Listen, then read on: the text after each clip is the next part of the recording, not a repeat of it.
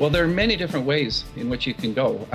Thinking back when my wife and I first went out in 1982, there weren't that many options. You were looking at long-term or not going at all. But today, I think the options are infinite.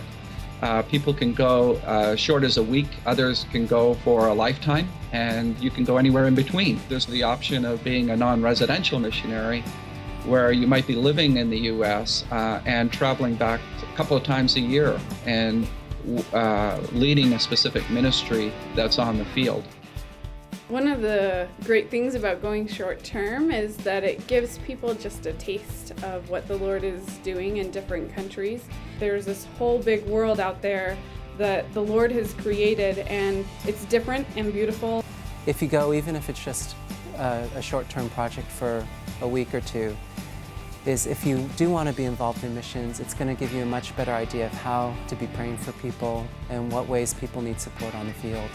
That may mean that they are wanting to be more intentional about praying through the news as they're seeing it or reading it, or in their church they may want to volunteer more.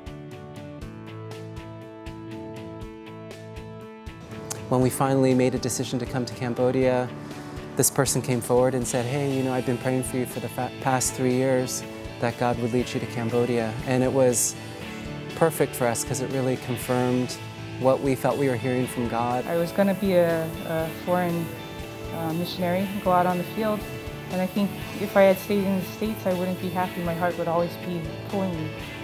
There's not one missionary role, whether it's training and doing discipleship ministries, or doing different types of resource ministries in media, or making Bible study materials or books, or music, or teaching English, art.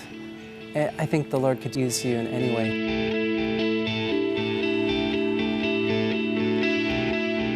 When I was in university, I was praying with a friend of mine, really that God would show us what to do with our lives.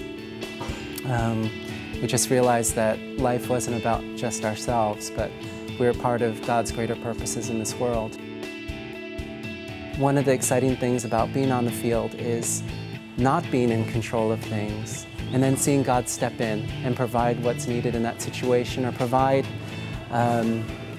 something totally unplanned. People coming up to us and saying, hey, are you a Christian? Could you teach us about Christ? I mean, that's unheard of in my experience growing up in America. It happens here. You really need to be assured that this is God's calling on your life. And so prayer is a very important part of that process. If God calls you, He's going to give you the gifting. He's going to use the passions that He's given you, the gifts and abilities that He's given you. There's a tremendous need for people of all professions, business people, professionals of every kind. The harvest is ripe. I think there's a real opportunity to share Christ in whatever ways, whatever giftings the Lord's given you. People who are able to integrate their short-term experience into their lives are never the same. They go over one person and they come back a totally different person. Take my